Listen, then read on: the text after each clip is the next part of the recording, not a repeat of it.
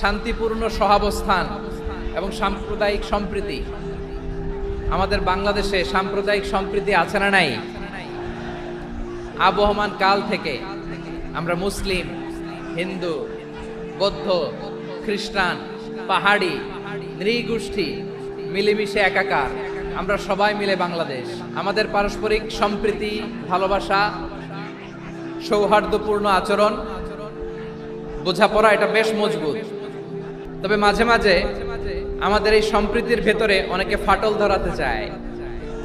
আমরা যে সুখে আছি, শান্তিতে আছে, এটা অনেকের ভালো লাগে না। আমাদের মধ্যে সাম্প্রদায়িক সম্প্রীতি, সৌহার্দ্যপূর্ণ আচরণ, ভালোবাসা এটা আবহমান কাল ধরে আছে। তার প্রমাণ আমরা তাফসিরুল মাহফিলের আয়োজন করলে আমাদের হিন্দু ভাইরা ডিস্টার্ব করে না, ঠিক কিনা? এবং আমি যদি বলি হাত তোলেন, হিন্দু ধর্মের কারা কারা এসেছেন, কত শত কত হাজার যে হাত উঠবে, আপনি অবাক হয়ে যাবেন। আমি চাচ্ছি না হাত উঠাতে। So it's our responsibility to present our religion to our non-Muslim brothers and sisters. আমাদের অমুসলিম ভাই বোনদের কাছে ইসলামের সৌন্দর্য তুলে ধরা এটা আমাদের দায়িত্ব। We all are the ambassador of Islam. আমরা প্রত্যেকে দায়িত্বশীল, আমরা প্রত্যেকে এক একজন ইসলামের অ্যাম্বাসেডর। আলহামদুলিল্লাহ বলেন। সো আমরা যেন ইসলামের বিউটিটাকে তুলে ধরতে পারি এবং এই যে সম্প্রীতি, এটাকে যেন আমরা অটুট রাখতে পারি। আদতে বাংলাদেশের ইতিহাস বলে আমাদের দেশে কোনো দাঙ্গা নাই, আছে? আমরা ভাই ভাই, আওয়াজ করে বলুন তো আমরা কি ভাই ভাই। কিন্তু কিছু দুষ্ট লোক আছে, তারা আমাদের সম্পর্কের মধ্যে ফাটল ধরাতে চায়, মাঝে মাঝে ঝগড়া লাগাতে চায়। দেখবেন পত্রপত্রিকায় দেখা যায় বিভিন্ন ধর্মীয় উপাসনালয়গুলোতে হামলা চালানো হয়। এগুলো রাজনৈতিক উদ্দেশ্য প্রণোদিত, এগুলোর সাথে ইসলামের কোনো সম্পর্ক নাই। এজন্য এই দুর্বৃত্তদের ব্যাপারে আমাদের সাবধান থাকতে হবে, আমরা সংঘবদ্ধ থাকবো। এই যে আমাদের পিসফুল কোএক্সিস্টেন্স, শান্তিপূর্ণ সহাবস্থান। যেদিন হিন্দুদের পূজা অনুষ্ঠান, আমরা ওই দিন তাফসির মাহফিল করি না, ঠিক কিনা বলেন? যেদিন আমাদের তাফসিরুল কোরআনের প্রোগ্রাম, ওই দিন আমাদের হিন্দু ভাইরা ডিস্টার্ব করে না। সুবহানাল্লাহ। হিন্দুদের পূজা অনুষ্ঠানে আইন শৃঙ্খলা বাহিনীর পাশাপাশি মাদ্রাসার ছাত্ররা যে সেখানে পাহারা দেয়। গোটা পৃথিবীতে এই দৃষ্টান্ত আপনি পাবেন। মাদ্রাসার ছাত্ররা, তারা তো কোরআনের ধারক, তারা হাদিসের ধারক, তারা কেন মন্দির পাহারা দিবে? এই সম্প্রীতিকে ধরে রাখার জন্য, এই সৌহার্দ্যকে ধরে রাখার জন্য, আমাদের পারস্পরিক ভালোবাসাকে অটুট রাখার জন্য। এখন বলেন, আমাদের এই ভালোবাসা অটুট থাক, আমরা চাই কি চাই না? আল্লাহ এই দেশকে তুমি বরকতময় করো, বাংলাদেশকে তুমি শান্তিময় করো। প্রিয় ভাইরা, আমি বলেছিলাম আমার আলোচনার বিষয় হচ্ছে শান্তিপূর্ণ সহাবস্থান, সাম্প্রদায়িক সম্প্রীতি। আমরা দেখব ইসলাম আমাদেরকে কি কি দিক নির্দেশনা দেয়। আল্লাহ রাব্বুল ইজ্জা ওয়াল জালাল তিনি ইরশাদ করছেন, ওয়ালা তাসুবুল্লাযীনা ইয়াদউনা মিন দুনিল্লাহি ফায়াসুবুল্লাহা আদওয়াম বিগাইরি ইলম কাযালিকা যায়্যান্না লিকুল্লি উম্মাতিন আমালাহুম সুম্মা ইলা রাব্বিহিম মারজিউহুম ফায়ুনাব্বিউহুম বিমা কানু ইয়ামালুন। রব্বুল আলামিন বলেন, গোলাম ও আমার ইমানদার বান্দারা, শোনো শোনো, লা তাসুবুল্লাযীনা ইয়াদউনা মিন দুনিল্লাহ ফায়াসুবুল্লাহা আদওয়াম বিগাইরি ইলম। ও আমার বিশ্বাসী বান্দারা, যারা আল্লাহকে ব্যতি রেখে দেব দেবীর পূজা করে, তোমরা খবরদার তাদের গালি দিও না। যদি ওই দেবতাদেরকে গালি দাও, তাহলে ভুলবশত, শত্রুতাবশত তারা তোমাদের রব আল্লাহকে গালি দেবে, ঠিক কিনা? তোমরা যদি তাদের দেবতাদের গালি দাও, ওরা রেগে তোমার আল্লাহরে গালি দিবে, তাহলে আল্লাহরে গালি খাওয়ানোর কারণ হয়ে গেলাম আমি। রব্বুল আলামিন বলেন, খবরদার দেবতাদেরকে গালি দিও না, তাহলে ওরা তোমার রব আল্লাহরে গালি দেবে। প্রতিটি জাতির জন্য তাদের কাজকে আমি আল্লাহ সুশোভিত করে রেখেছি, তারা সবাই একদিন আমার কাছেই ফিরে আসবে। এরপর আমি রব্বুল আলামিন তাদের আমলনামা তাদেরকে জানিয়ে দেব। সুবহানাল্লাহ পড়ে। তাহলে প্রিয় ভাইয়েরা, ইসলাম আমাদেরকে শিখায়, সূরাতুল আনআমের 108 নম্বর আয়াত থেকে আমরা বুঝলাম কোন ধর্মকে ছোট করা যাবে না। অন্য ধর্মকে ছোট করা মানে ইসলামকে ছোট করা। আর অন্য ধর্মের দেবতাকে যদি আপনি গালি দেন, ওরা ইসলাম থেকে দূরে সরে যাবে। যাও ইসলামের প্রতি আকৃষ্ট হয়েছিল আর কোনোদিন ইসলামের ধারে কাছে আসবে না। আওয়াজ করে বলেন ঠিক কিনা? এজন্য কখনো কোনোদিন অন্য ধর্মের দেবতাদেরকে গালি দেয়া যাবে না।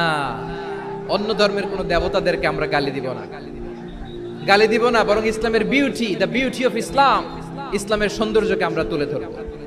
আমরা যদি বিশ্বনবী সাল্লাল্লাহু আলাইহি ওয়াসাল্লামের জীবনের দিকে তাকাই, তাহলে আমি দেখব বিষ্ণু ইসলাম মক্কাতে কিংবা মদিনাতে অন্য ধর্মের লোকদের সাথে খুব পিসফুলি লাইফ লিড করেছেন। হোক মুশরিক, হোক খ্রিস্টান, হোক ইহুদি, বিশ্বনবী সবার সাথে মিলেমিশে ছিলেন। আলহামদুলিল্লাহ বলেন। ইসলাম হচ্ছে পিসফুল রিলিজিয়ান। অন্য ধর্মের প্রতি সহনশীলতার সবক ইসলাম আমাদেরকে দেয়। কিন্তু প্রতিটি মুসলিমের এটা মনে রাখতে হবে, আল্লাহর কাছে পছন্দনীয় গ্রহণযোগ্য ধর্ম, জীবনাদর্শ একটি, সেটা হচ্ছে ইসলাম। এজন্য রব্বুল আলামিন বলেন, ইন্নাদ-দীনা ইনদাল্লাহিল ইসলাম, আল্লাহর কাছে মনোনীত গ্রহণযোগ্য অ্যাকসেপ্টেড ধর্ম মতাদর্শ একটা, সেটা হলো ইসলাম। ইসলাম ছাড়া অন্য কোন ধর্ম যদি কেউ তালাশ করে, তার ওই ধর্ম আল্লাহ গ্রহণ করবে না। ওমাই ইয়াবতাগি গায়রাল ইসলামি দীনান ফালাই ইউকবালা মিন ওয়া হুয়া ফিল আখিরাতি মিনাল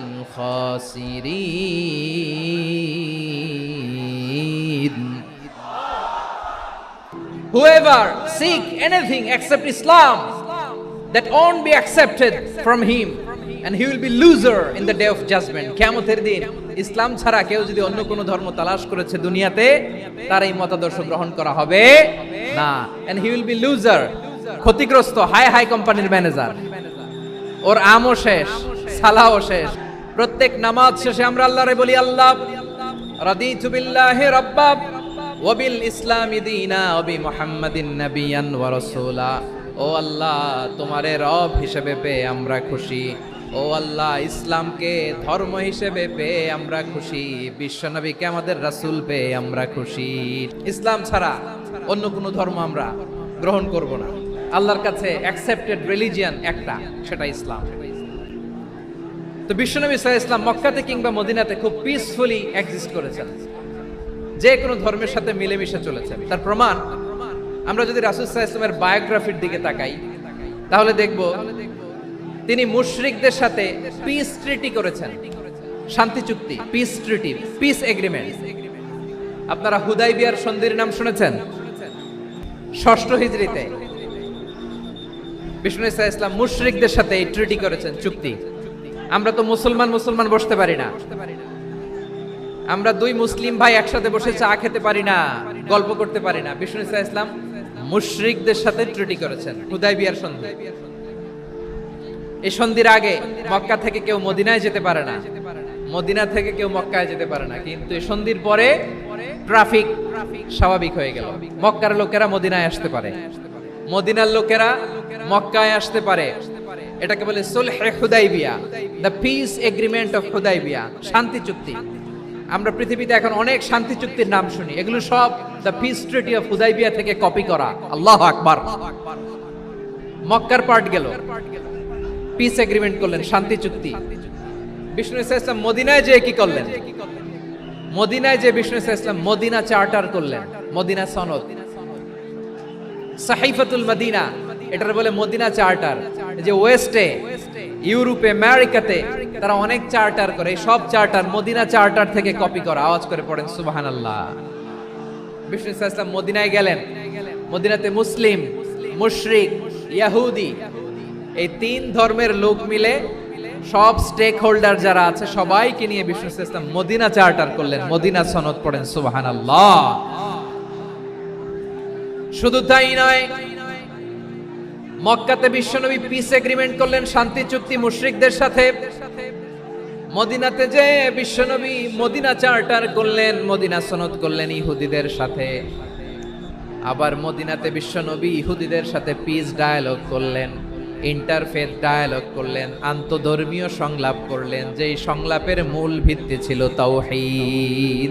বিশ্বনবী ইহুদিদেরকে ডাকলেন, আহ্বান করলেন, কুল ইয়া أهل الكتاب تعالوا إلى كلمة سواء بيننا وبينكم ألا نعبد إلا الله ولا نشرك به شيئا ولا يتخذ بعضنا بعضا أربابا من دون الله فإن تولوا فقولوا اشهدوا বিআন্না মুসলিমুন। বিশ্বনবী মদিনার ইহুদিদের ডেকে বললেন, ও ইহুদিরা শোনো শোনো,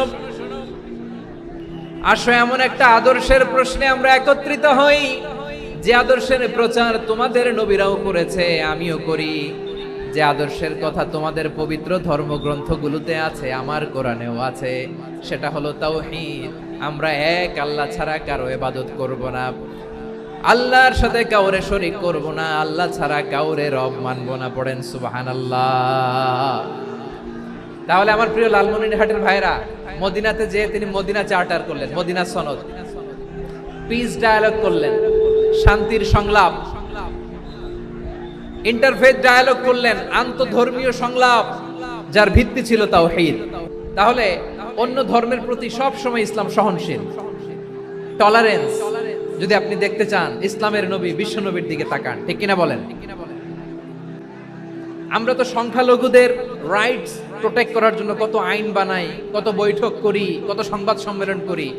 বিশ্বনবী সাল্লাল্লাহু আলাইহি ওয়াসাল্লাম সংখ্যালঘুদের রাইটস এর ব্যাপারে, অধিকারের ব্যাপারে যে কথা বলেছেন, শুনলে আপনি অবাক হয়ে যাবেন।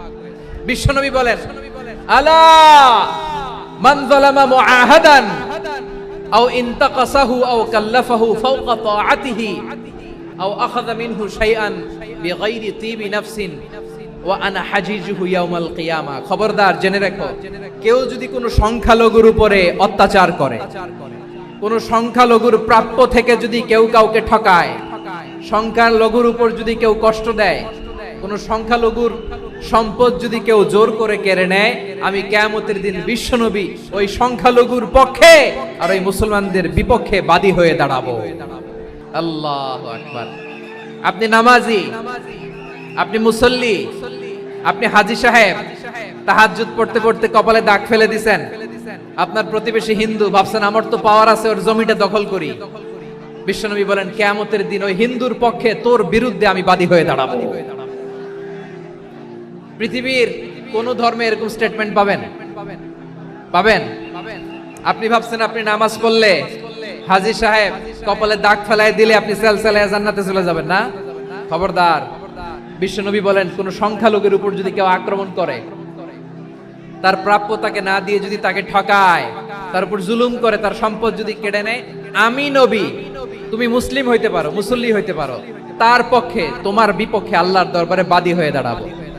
যে নবীর সুপারিশ ছাড়া জান্নাতের গেটও দেখা যাবে না, ওই নবী যদি বলে তোর বিপক্ষে আমি বাদী হয়ে দাঁড়াবো, ওই জান্নাতে আর ঢোকার কোনো সুযোগ আমাদের থাকবে? এখানেই শেষ নয়। বিশ্বনবী বলেন, মান কাতালা মুআহাদান, বুখারীর বর্ণনা, মান কাতালা মুআহাদান লাম ইয়ারাহ রাইহাতাল জান্নাহ।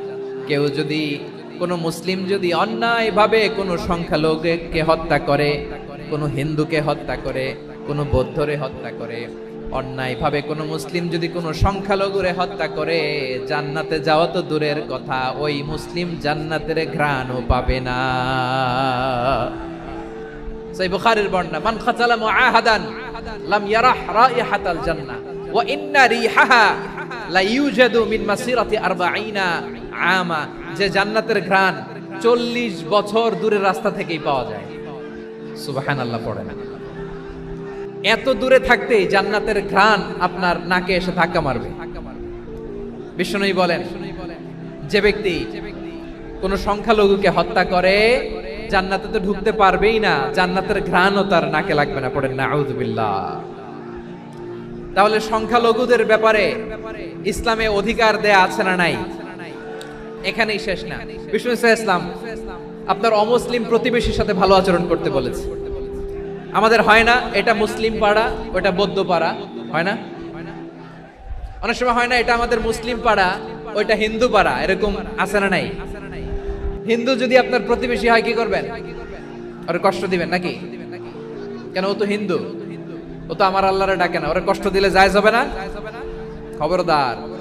বিষ্ণু ঈসা ইসলাম বলেন, মান কানা ইউমিনু বিল্লাহ ওয়াল ইয়াউমিল আখির ফালিউকরিম জারাহ, যে আল্লাহ বিশ্বাস করে আর আখিরাতে বিশ্বাস করে সেজন্য প্রতিবেশীর সাথে ভালো আচরণ করে।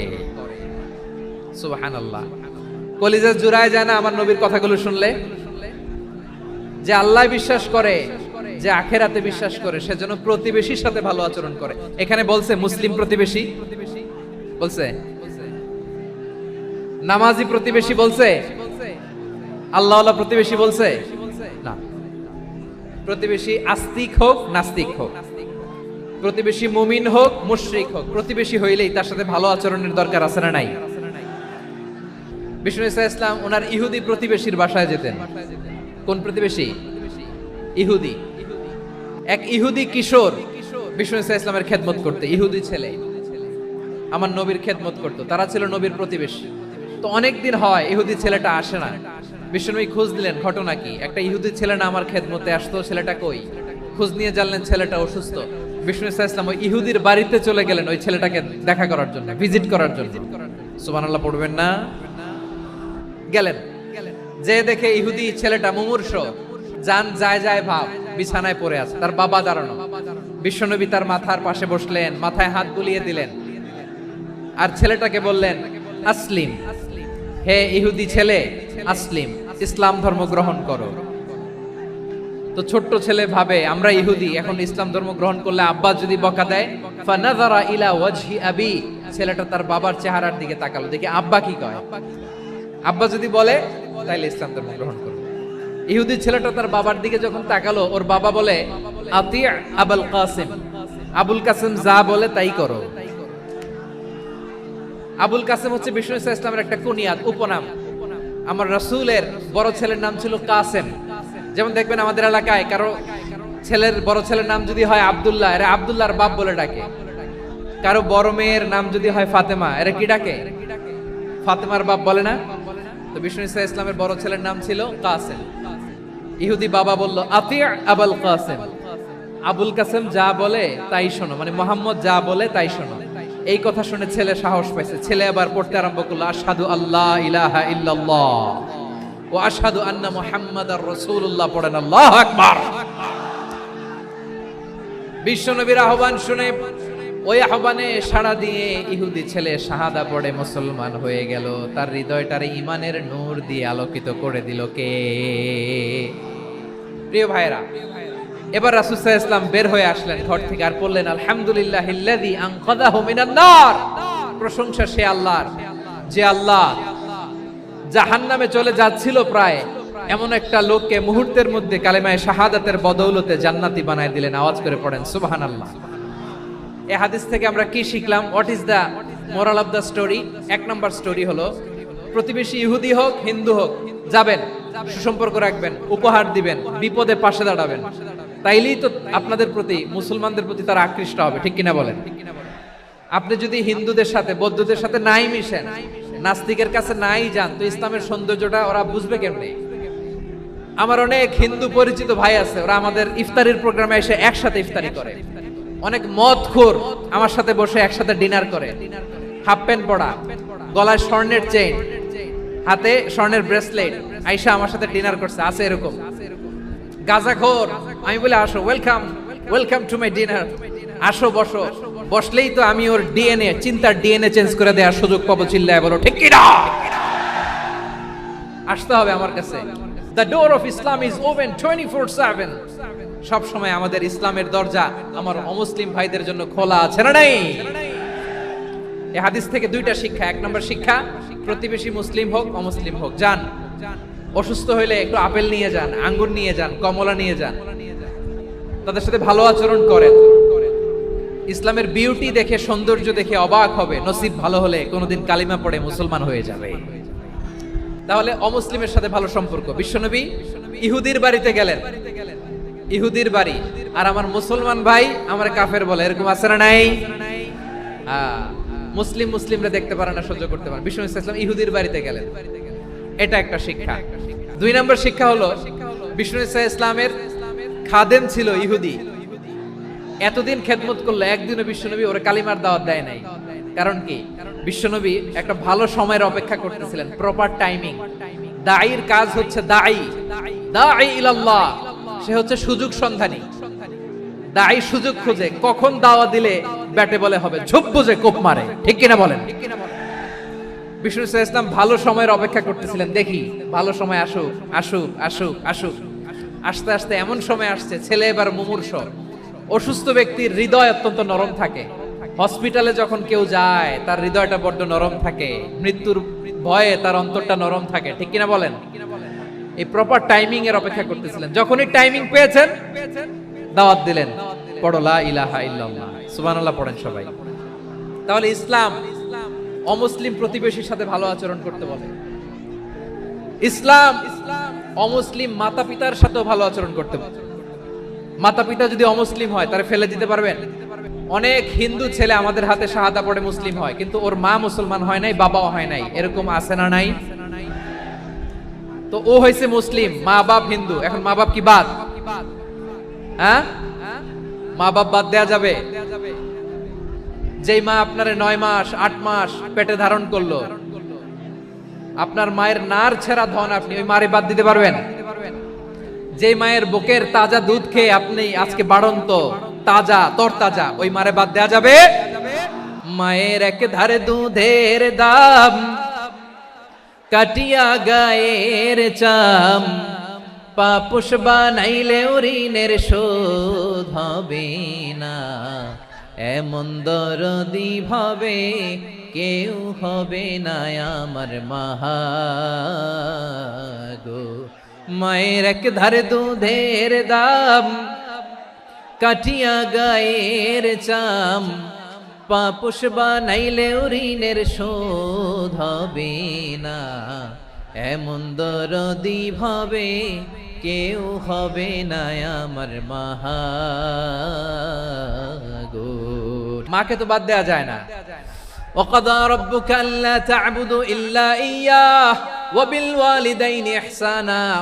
আল্লাহ বলে অবধারিত দুইটা ভার্ডিক্ট তোমাদের জন্য, এক আল্লাহর ইবাদত করবা আর মা বাবার প্রতি ইহসান করবা। আদেশটা কার? মা বাবার প্রতি ইহসান করতে হবে। আমার মা হিন্দু হোক, ভালো আচরণ করতে হবে, বৌদ্ধ হোক, ভালো আচরণ করতে হবে। আমার যে সমস্ত হিন্দু ভাইয়েরা মুসলিম হয়েছে, তোমাদের মা বাবা এখনো মুসলমান হয় নাই, তাদের সাথে ভালো আচরণ করতে হবে। আপনাদের খেদমত নিজে করতে হবে অথবা খেদমতের ব্যবস্থা করাই দিতে হবে। মান্থলি যে খরচ লাগে এটা দিতে হবে। আরে তুমি এখন মুসলিম, তোমার মা বাবা হিন্দু, এখনই তো সুযোগ ইসলামের সৌন্দর্য দেখানো। এখন মা বাবা যদি দেখে আরে এটা হিন্দু থাকতে তো বদমাইশ ছিল, বেয়াদব ছিল, কি এমন ধর্ম সে গ্রহণ করলো যেটা গ্রহণের সাথে সাথে সে পাল্টে গেল, নসিব ভালো হইলে তারাও কালিমা পড়ে মুসলমান হয়ে যাবে। বিষ্ণু ইসলামের স্ত্রীর নাম ছিল আয়েশা রাদিয়াল্লাহু তাআলা আনহা, আবু বকর রাদিয়াল্লাহু তাআলা আনহুর মেয়ে। আবু বকর রাদিয়াল্লাহু তাআলা আনহুর আরেক মেয়ের নাম হচ্ছে আসমা। দুজনই আবু বকর রাদিয়াল্লাহু তাআলা আনহুর মেয়ে। আসমা আর আয়েশা দুজন বোন, এক মায়ের নাম, বাবা এক মা দুইজন। আয়েশা রাদিয়াল্লাহু তাআলা আনহার মায়ের নাম উম্মে রুমান, আর আসমা রাদিয়াল্লাহু তাআলা আনহার মায়ের নাম কুতাইলা বিনতে আব্দুল উজ্জা। আবু বকর রাদিয়াল্লাহু তাআলা আনহু 4টা বিয়ে করেছিলেন। তো একই ঘটনা ঘটেছে এই ফ্যামিলিতে। আসমা ইসলাম ধর্ম গ্রহণ করে মুসলিমা, কিন্তু তার মা কুতাইলা মুশরিকা। তার মানে মেয়ে মুসলিম, মা অমুসলিম। ভেজাল আছে না নাই? কিন্তু কুতাইলা আর ধৈর্য ধারণ করতে পারে না। নার ছেঁড়া ধন, কলিজার টুকরা ধন, কলিজার টুকরা সন্তান। আসমারে দেখতে বড্ড মন চায়। সাইয়েদনা আসমা রাদিয়াল্লাহু তাআলা আনহা মক্কা থেকে হিজরত করে মদিনায় চলে গেলেন হুদাইবিয়ার পর। যখন মক্কা মদিনা ট্রাফিক স্বাভাবিক হলো, মক্কার লোক মদিনায় যায়, মদিনার লোক মক্কায় আসে। কুতাইলা কলিজার টুকরা সন্তান আসমারে দেখার জন্য কিছু উপহার নিয়ে বিশাল মরুপথ পাড়ি দিয়ে মক্কা থেকে মদিনায় যায়। সুবহানাল্লাহ বলেন। এখন মা আসছে মেয়ের সাথে দেখা করতে, মেয়ে তো আর দেখা দেয় না। মেয়ে ভাবছে আমার মা তো মুশরিকা, অপবিত্রা, তার সাথে কি দেখা দেয়া যাবে? বিশ্বনবীর দরবারে চলে গেলেন। কি সৌভাগ্যবান ছিল তারা, মাসলা জানার দরকার হলেই নবীর দরবারে চলে যেত। ঘরে বউয়ের সাথে ঝগড়া হলে নবীর দরবারে চলে যেত। অনেক সাহাবী বলে আমার পেটে ক্ষুধা লাগলো আমি নবীর কাছে চলে যেতাম, কারণ নবীর চেহারার দিকে তাকালেই আমার পেটের ক্ষুধা মিটে যেত। সাইয়েদনা আসমা রাদিয়াল্লাহু তাআলা আনহা বিশ্ব নবীর কাছে চলে গেলেন, যে বললেন ইয়া রাসূলুল্লাহ ইয়া হাবিবাল্লাহ ইন্না উম্মি কাদিমাতুন ইলাইয়া ওয়া হিয়া রাগিবা। আমার মা মক্কা থেকে অনেক দূর মরুর পথ পাড়ি দিয়ে উপহার সামগ্রী নিয়ে মদিনায় আমার সাথে দেখা করতে এসেছে গো নবী। আমার জানতে বড্ড ইচ্ছে হয় আমি আমার মুশরিকা দেখা করতে পারবো কিনা। আফা আসিলুহা, আগে যেমনি আমি আমার মায়ের সাথে ভালো আচরণ করতাম, যেমনি আমি আমার মায়ের সাথে সদাচরণ করতাম গো নবী, এখন আমি মুসলিমা মা মুশরিকা, এখনো কি আগের মতো সদাচরণ করতে পারবো নাকি? বিশ্বনবী বললেন নাম সিলিহা, হ্যাঁ রে আসমা, অবশ্যই অবশ্যই, আগে ঠিক যেমন তুমি তোমার মায়ের সাথে ভালো আচরণ করতে, এখনো তেমনি আগের মতো ভালো আচরণ করবা। কি ইসলাম আমরা পেয়েছি! কত ব্রড মাইন্ডেড আমাদের ইসলাম, কত ওপেন মাইন্ডেড ইসলাম, কত ওপেন আপ করতে পারে, চিন্তা করতে পারেন। বিষ্ণু বললেন হ্যাঁ অবশ্যই, নাম সুলিহা, আগে যেমনি ভালো আচরণ করছো আসমা, এখন ওইরকমই করো, পারলে আরো বাড়ায় করো। তাহলে আমার যে হিন্দু ভাইয়েরা, হিন্দু বোনেরা, ইমানের দৌলতে আপনি ধন্য হয়েছেন, আপনার আম্মা আব্বা এখনো মুসলমান হয় নাই, তাদের জন্য দোয়া করেন, আল্লাহ যেন তাদেরকেও ইমানের দৌলত দান করে। এখন বলেন ইসলাম কি ন্যারো মাইন্ডেড রিলিজিয়ান না ব্রড মাইন্ডেড? কতটা ব্রড মাইন্ডেড দেখেন। বিশ্বনবী সাল্লাল্লাহু আলাইহি সাল্লাম অমুসলিমরা যদি নবীকে উপহার দিত, ওই উপহারও বিশ্বনবী গ্রহণ করতেন। সুবহানাল্লাহ পড়েন। আপনার অমুসলিম বন্ধু যদি উপহার দেয় সেটাও আপনি নিতে পারবেন, যেটা নেওয়া জায়েজ। কিন্তু আপনার বন্ধু যদি আপনার মদের বোতল দেয়, নিতে পারবেন না? হালাল যে কোনো জিনিস নিতে পারবেন। বিশ্বনবী সাল্লাল্লাহু আলাইহি ওয়াসাল্লাম অমুসলিমদের দেয়া হাদিয়া গ্রহণ করতেন। কেমন নবী ছিলেন! আমার নবীরে চিনে নেন, আমার নবীর অ্যাটিটিউড জেনে নেন। বিষ্ণু ইসলাম যখন কোন জনপদে যেতেন, তিনটা অপশন নিয়ে যেতেন। এক নাম্বার অপশন আসলিম তাসলাম। নতুন এলাকায় গেলে বলতেন আসলিম তাসলাম, ইসলাম ধর্ম গ্রহণ করো, শান্তিতে থাকবা, আমার ভাই হয়ে যাবে, আমরা ভাই ভাই। ইসলাম মানো, আমরা ভাই ভাই। যদি বলে না ইসলাম মানবো না, ওকে, অপশন নাম্বার 2, মুসলিম হওয়ার দরকার নাই, লা ইকরাহা ফিদ্দিন, ইসলামে কোনো বাড়াবাড়ি নাই। খ্রিস্টান আছো থাকো, বৌদ্ধ আছো থাকো, ইহুদি থাকতে চাও থাকো, কিন্তু আমরা যেহেতু রিজিওনাল সুপার পাওয়ার, আমাদের আন্ডারে থাকো, ট্যাক্স দিয়া থাকো, এটার বলে জিজিয়া। আলেম যারা আছেন বুঝবেন এটার আরবিতে কি বলে, জিজিয়া। You pay us the tax, we will give you the security. তোমরা ট্যাক্স দিবা, আমরা সিকিউরিটি দিব, আমাদের আওতায় থাকবা, কেউ তোমাদেরকে আক্রমণ করতে পারবে না, আমরা নিরাপত্তা দিব। সুবহানাল্লাহ বলেন। ট্যাক্স দাও, আমরা সিকিউরিটি দিব না, এটাও মানি না। বিষ্ণু বলেন তাহলে তলোয়ার আমাদের আর তোমাদের মাঝে ফয়সালা করবে। মুসলিমও হওয়া না, ট্যাক্স দিবা, নিরাপত্তা দিব, আমাদের, আমরা সুপার পাওয়ার, আমাদের আন্ডারে থাকবে, এটাও না। তাহলে তোমাদেরকে তো আমরা বিশ্বাস করতে পারি না, কখন না কখন বিশ্বাসঘাতকতা করো, কার সাথে মিলে হাত মিলাও, তলোয়ার আমাদের মাঝে ফয়সালা করবে। তখন তিনি জিহাদের সশস্ত্র সংগ্রামের ঘোষণা দিতেন। সুবহানাল্লাহ পড়েন। দেখেন পশ্চিমারা জিহাদকে এইভাবে চিত্রায়িত করে না, ওরা জিহাদ বলতে বোঝায় তলোয়ার, হাত কাটো গলা কাটো না। জিহাদ সশস্ত্র সংগ্রাম 3 নম্বরে। অধিকাংশ ক্ষেত্রেই বিশ্বনবীর সুন্দর আচরণ দেখে, আরে আমার নবীর যে নুরানি চেহারা, অনেকে তো কেবল সিরেফ চেহারাটা দেখেই কালিমা পড়ে মুসলমান হয়ে গিয়েছে। যারা মুসলিম হয় নাই তারা তাদের ইসলামেই বলবৎ ছিল, ট্যাক্স দিয়ে ইসলামের আন্ডারে ছিল। যারা এটাও মানে নাই ওইটাও মানে নাই, তাদের বিরুদ্ধে জিহাদ। বিষ্ণু ইসলাম 7ম হিজরিতে যখন খায়বার বিজয়ের পরে ইসলাম রিজিওনাল সুপার পাওয়ার হিসেবে আত্মপ্রকাশ করলো, বিশ্বনবী চিঠি লিখলেন অন্যান্য সুপার পাওয়ারের কাছে, রাষ্ট্রীয় চিঠি।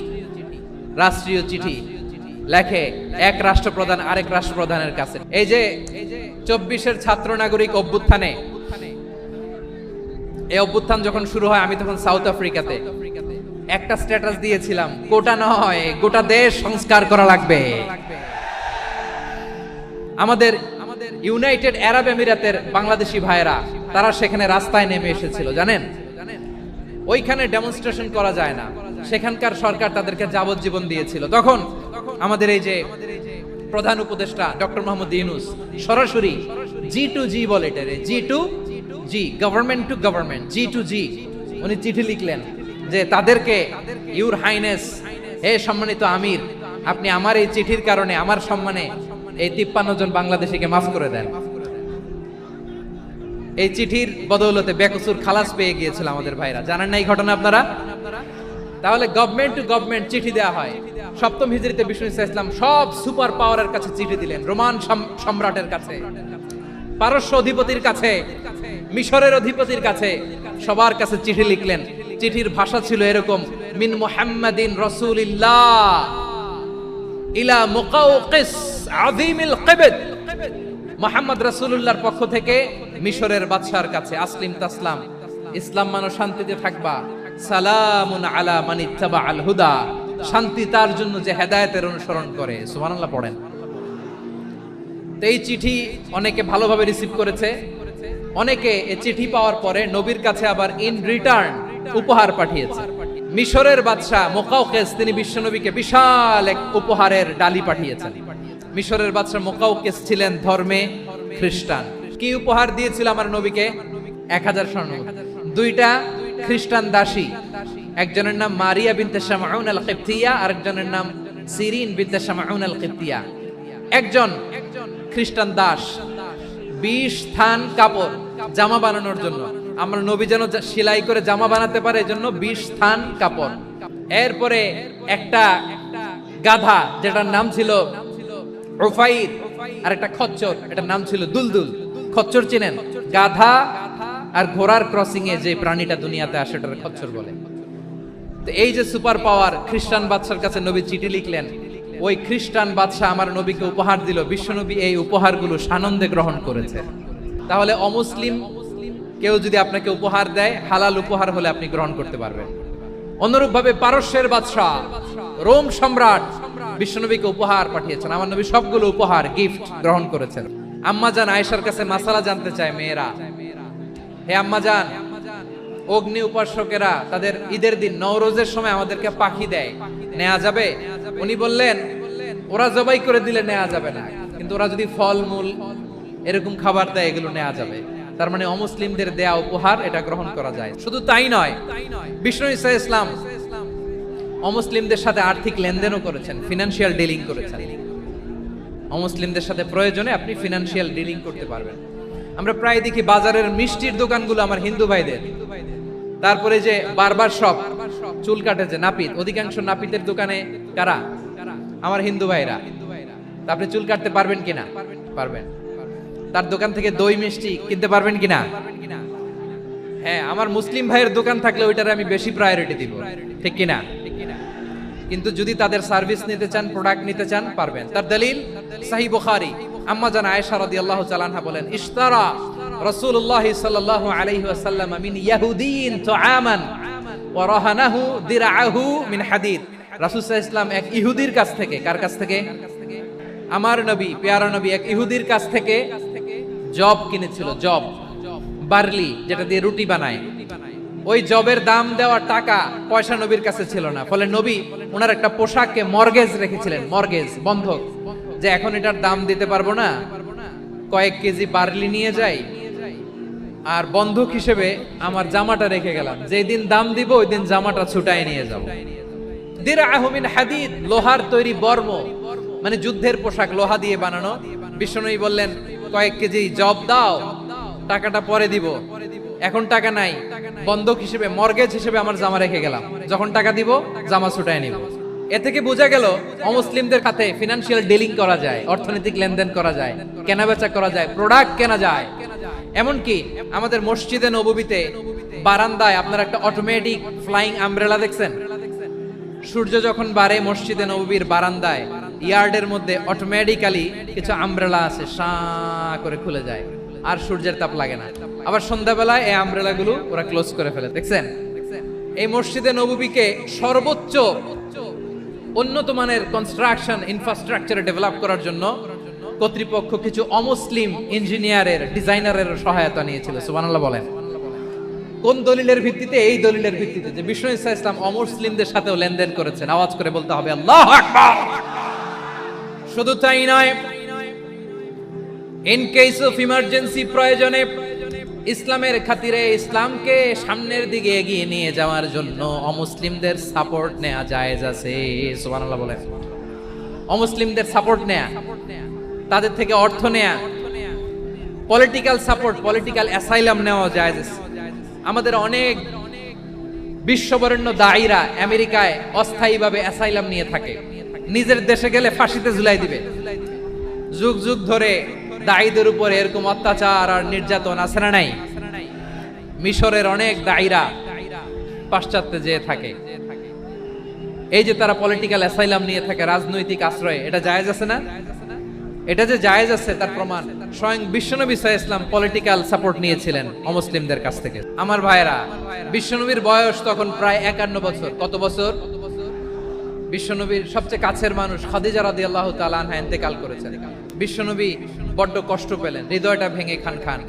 যিনি ঘরের ভেতরে বিশ্বনবীকে সান্ত্বনা দিতেন, ভালোবাসা দিতেন, বাইরে গেলে কুরাইশরা বকাঝকা করে, অত্যাচার করে, কিন্তু আম্মাজান খাদিজা রাদিয়াল্লাহু তাআলা আনহা ঘরটারে এমন শান্তির নীড় বানায় রেখেছেন, এই ঘরের ভিতরে ঢুকলে বিশ্বনবীর কলিজাটা ঠান্ডা হয়ে যেত। এজন্য রব্বুল আলামিন বলেন, খাদিজা, ও আমার বান্দি খাদিজা, জান্নাতে এমন স্পেশাল একটা ঘর আমি তোমার জন্য রেডি করে রেখেছি। ওই ঘরের মধ্যে কোনো আওয়াজ নাই, ওই ঘরের মধ্যে কোনো নয়েজ নাই, ওই ঘরে কোনো বিশৃঙ্খলা নাই।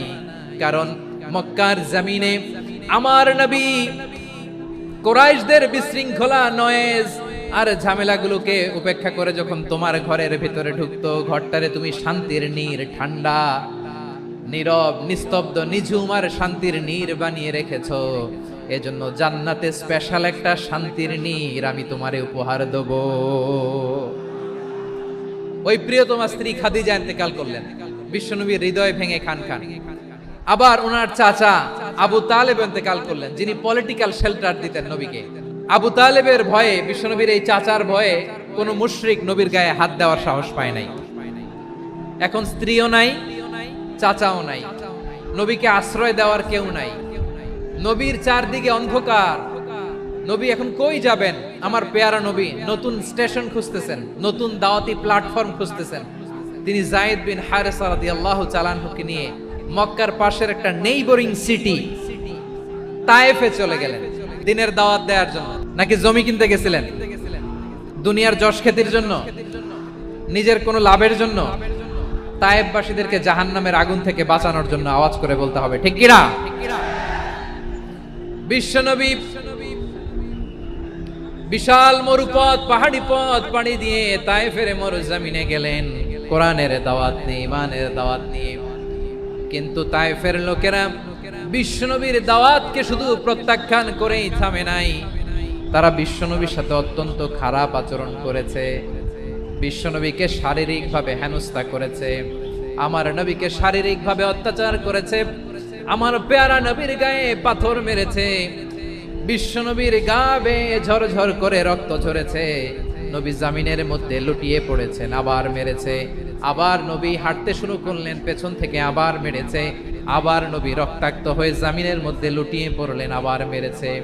বিশ্বনবীর মতো এত সুশ্রী মানব, বিশ্বনবীর মতো এত শুভ্র মানব, বিশ্বনবীর মতো এমন চমৎকার দেহাবয়ব দিয়ে রব্বুল আলামিন কাউকে বানান নাই। এরকম চমৎকার মানুষটাকে তারা তায়েফের ওই জমিনে রক্তাক্ত করেছে। বিশ্বনবী দুনিয়ার কোনো স্বার্থের জন্য সেখানে যান নাই, নিজের কোনো লাভের জন্য, প্রাপ্তির জন্য যান নাই, তায়েফবাসীদের জাহান্নামের আগুন থেকে বাঁচাতে গিয়েছেন। খেয়ে না খেয়ে দিনী প্রচারের কাজে নিজেকে দিয়েছ বিলিয়ে, তায়েফের কাফিরেরা চিনল না সে আলো, দুষ্ট ছেলেদের পিছু দিল লেলিয়ে, পাথরের আঘাতে ক্ষত বিক্ষত হয়ে সারা শরীর থেকে রক্ত ঝরে। হে রাসূল তোমাকে ভুলি আমি কেমন করে, হে রাসূল তোমাকে ভুলি আমি কেমন করে। পারেন না আপনারা? ধরুন আমার সাথে, হাজার ব্যথা বেদনার পরে ফিরে আসনি তুমি আপন ঘরে, দিনের আলো তুমি ছড়িয়ে দিতে, চলে গেলে মদিনায় মক্কা ছেড়ে। হে রাসূল তোমাকে ভুলি আমি কেমন করে, হে রাসূল তোমাকে ভুলি আমি কেমন করে। প্রিয় ভাইরা, তায়েফের ছেলেরা নবীকে রক্তাক্ত করলো। আমার নবী কই যাবে? কই যাবে? মক্কায় জায়গা নাই, তায়েফে জায়গা নাই। তায়েফ থেকে ভারাক্রান্ত মন নিয়ে আমার নবী মক্কায় ফিরে আসলেন। বিশ্ব নবী মক্কায় ঢুকতে পারেন না। মক্কার মরুভূমির দিকে তাকিয়ে, উপত্যকার দিকে তাকিয়ে বিশ্বনবী ধা ধা করে কাঁদেন, ঝরঝর করে। নবীর চেহারা মোবারক থেকে চোখের পানিগুলো বেয়ে বেয়ে পড়ে। আমার জন্মস্থান, আমার শৈশব, কৈশোর, যৌবন কেটেছে এই মক্কায়।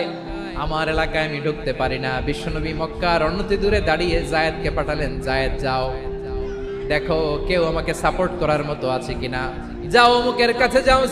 জায়েদ গেলেন, তারাও প্রত্যাখ্যান করে ফিরিয়ে দেয়। বিশ্বনবী বললেন যাও অমুক লোকের কাছে যাও, তিনিও প্রত্যাখ্যান করে ফিরিয়ে দিলেন। কেউ বিশ্বনবীকে আশ্রয় দিতে রাজি হয় না। নিজ জন্মভূমিতে বিতাড়িত বিশ্বনবী, সর্বশেষ বিশ্বনবী বললেন যাও মুতঈম ইবনে আদির ঘরে যাও। মুতঈম ইবনে আদি মুশরিক, তার কাছে যাও। গেলেন, মুতঈম ইবনে আদি রাজি হয়ে গেল।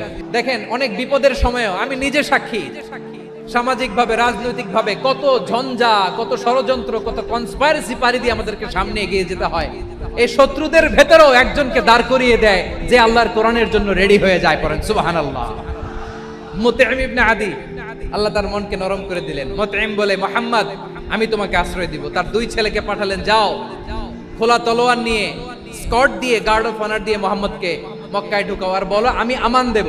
আমান কি দিব? আমান মানে সিকিউরিটি, নিরাপত্তা। সিকিউরিটি ছাড়া, আমান দেওয়া ছাড়া কেউ থাকতে পারতো না মক্কায়। দুই ছেলে বিষ্ণু ইসা ইসলামকে নিয়ে আসলো। নবী কাবার চারদিকে তাওয়াফ করলেন, নামাজ পড়লেন। আবু জাহেল, উতবা, শাইবা, ওয়ালিদ ইবনে মুগীরা সবাই দেখে, কেউ কিছু করতে পারে না। কারণ মুতঈম ইবনে আদি ঘোষণা দিয়েছেন আমি মুহাম্মদকে আমান দিয়েছি, মুহাম্মদের গায়ে যেন কেউ স্পর্শ না করে। আওয়াজ করে পড়েন সুবহানাল্লাহ। নবীর এই বিপদ কালে মুহূর্তে মুতঈমের হৃদয়টারে নরম করে দিল কে? এই মুতঈম কি মুসলিম ছিল না মুশরিক?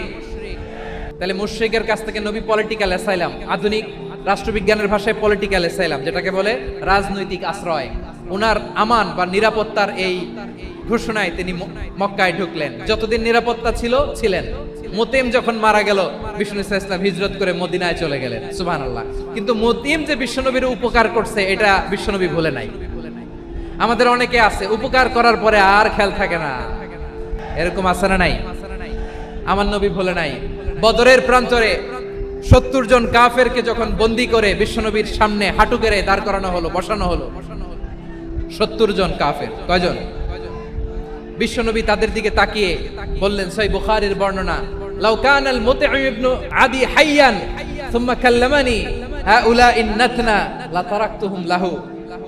বদরের প্রান্তরে 70 জন বন্দী কাফিরের দিকে তাকিয়ে আমার নবী বললেন, আজকে মুতঈম ইবনে আদি যদি বেঁচে থাকতো আর তোমাদের 70 জনের ব্যাপারে যদি মুতঈম এক বাক্যে একটা সুপারিশ করত, তার সম্মানে আজকে তোদের সবাইকে আমি মাফ করে দিতাম। বিশ্বনবী মুতঈমের এই সাহায্যের কথা বলে নাই।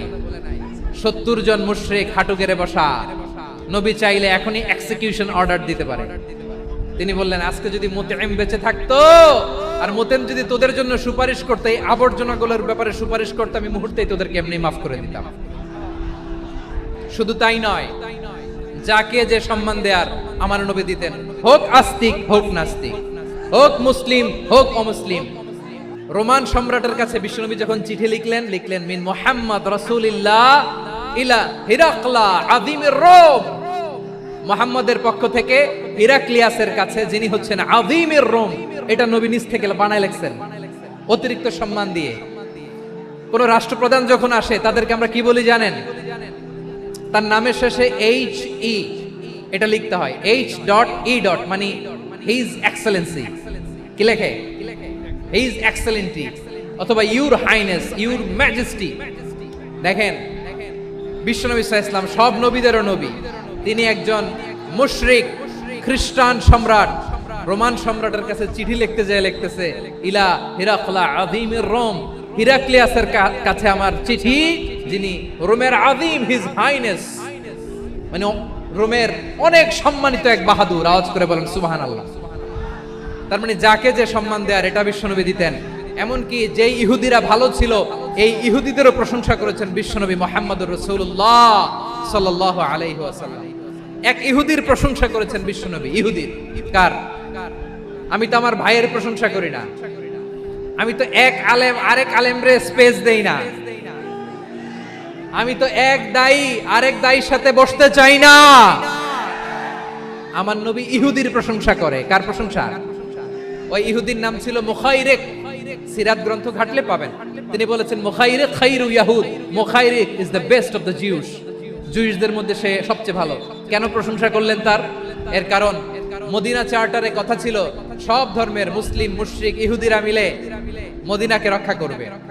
কিন্তু তৃতীয় হিজরিতে যখন উহুদের যুদ্ধ শুরু হলো, সবার কথা ছিল যেই আক্রমণ করে আমরা মদিনাকে বাঁচাবো। কোন শহরকে বাঁচাবো? মদিনাকে। কিন্তু কুরাইশরা যখন অ্যাটাক করলো, ইহুদিরা আর আসে না, ইহুদিরা আর বেরোয় না।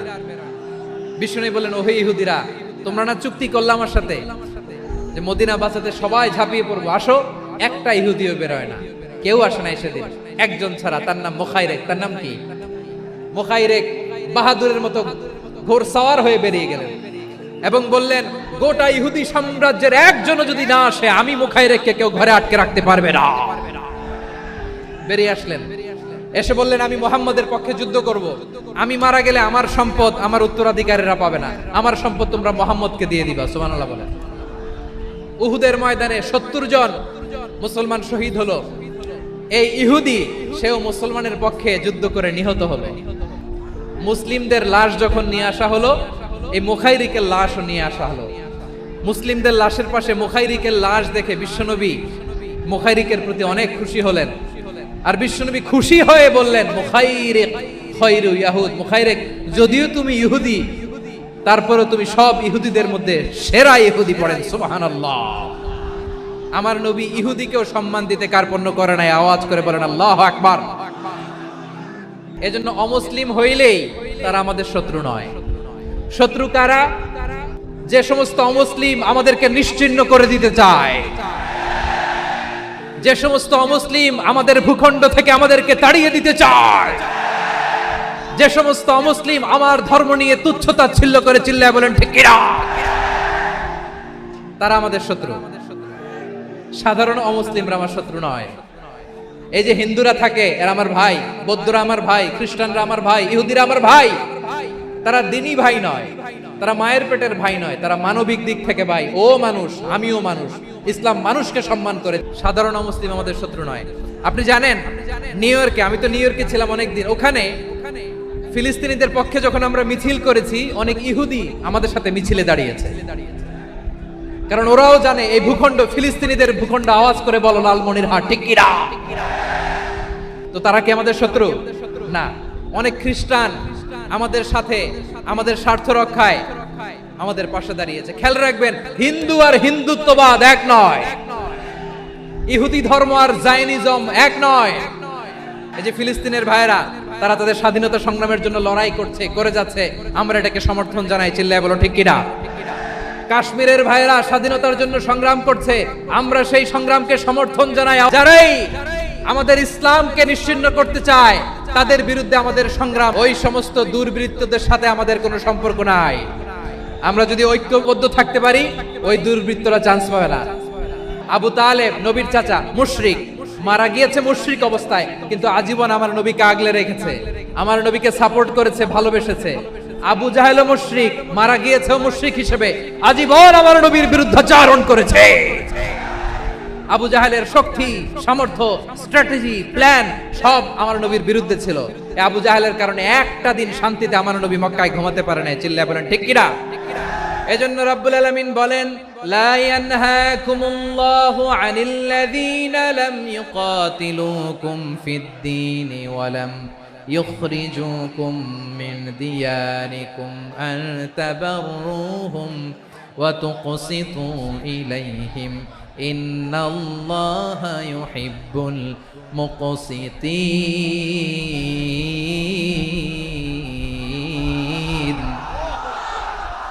আল্লাহ বলে গোলামেরা শোনো শোনো, যে সমস্ত অমুসলিম তোমাদের সাথে ধর্মযুদ্ধে লিপ্ত হয় না, তোমাদের বিরুদ্ধে যে সমস্ত অমুসলিম অস্ত্র ধরে না, যে সমস্ত মুসলিম তোমাদেরকে তোমাদের জন্মস্থান থেকে ভূখণ্ড থেকে তাড়িয়ে দেয় না, তাদের সাথে ভালো আচরণ করতে আমি আল্লাহ নিষেধ করি নাই।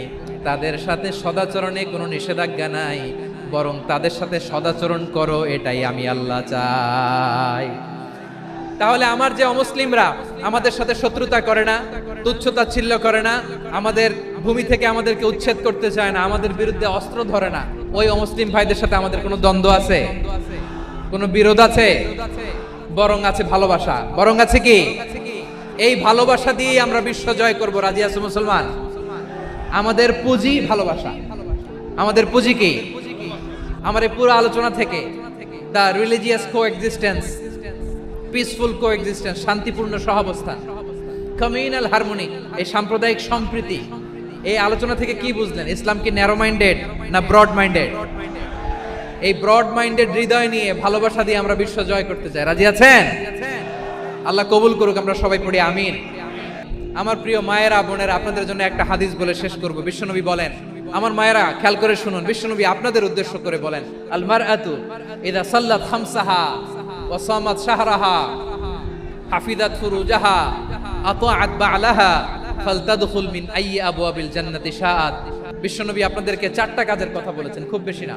4টা করলে 8 জান্নাতের দরজা সব খোলা। কোনটা দিয়ে যাবেন? যেটা দিয়ে মনে চায়। 1 নাম্বার 5 ওয়াক্ত নামাজ। আমার বোনেরা জোহরের নামাজ পড়তে পড়তে এটা আসরে নিয়ে যায়, আসর পড়তে পড়তে মাগরিবে নিয়ে যায়, এরকম আসরা নাই? আমার বোনেরা এটা করবেন না। ইন্নাস সালাতা কানাত আলাল মুমিনিনা কিতাবাম মাওকুতা, সময় মতো পড়বেন। সামাত শাহরা, রমাদানের রোজাগুলো রাখবেন। হাফিজাত ফুরুজাহা, যে নারী তার চরিত্রকে হেফাজত করে, তার প্রাইভেট হেফাজত করে, তার লজ্জাস্থান হেফাজত করে। ও মায়েরা, আপনার এই গর্ভ যে কত দামি আপনি জানেন না।